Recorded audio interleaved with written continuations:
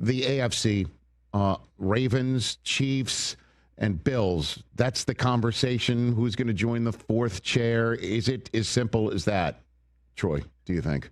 Well, the crazy, I mean, I would like to think that Cincinnati will be there. You know, we had them in the preseason, Yes. and for Joe Burrow to essentially have what could have been an MVP season last year and not even make the postseason, and you just, you know, I'm as big a Joe Burrow fan as there is on this planet, and I just would hate to see him not reach that level. He's been to a Super Bowl, but this is a championship caliber quarterback, and I hope he's able to do it at some point. But the AFC is really compelling in the sense that there's some good teams that you just mentioned. You know, you got Lamar Jackson in Baltimore, and he's won MVPs, and then of course last year with Josh Allen winning the MVP, and Buffalo's been good and knocking on the door, but nobody has been able to really unseat the Kansas City Chiefs.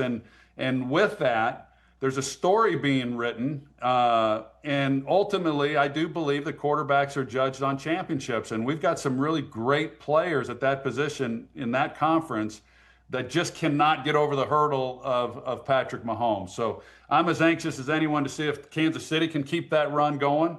And maybe will there be someone that kind of comes out of left field and surprises some people. But if you're Buffalo, Cincinnati, Baltimore, I don't know how you went through this offseason not looking back and saying, man, we've left some things on the table or haven't yet been able to achieve the things that we're capable of, and it's all because of that team in Kansas City.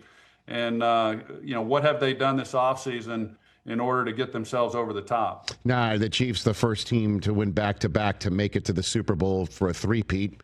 That said, let's be honest, you played in the Super Bowl. After winning 2 in a row, I was there in that day in Candlestick Park. That was the Super Bowl in that NFC Championship game.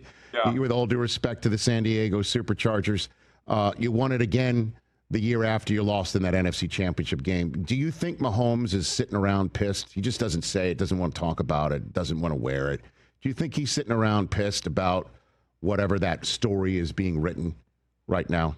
Well, what I think, I've gotten to know Patrick. I wouldn't claim that I'm that close to him, but from what I know of him, I think he's grateful. I think he's grateful that he's in a great organization. He has a great head coach in Andy Reid, and he's been able to accomplish a lot. I can't imagine coming out of Texas Tech that you would think your NFL career would look the way that Patrick Mahomes has. With that said, though, Rich, to your point, I think that it's so hard to get to a Super Bowl, and for him to have won 3 and lost 2, I think you look at it and you say, man, if I could have 5 Super Bowls right now under my belt, and then you're contending as the greatest quarterback of all time, and because those opportunities just are hard to come by. And Tom Brady would say the same thing for the ones that he lost. I mean, he's won 7,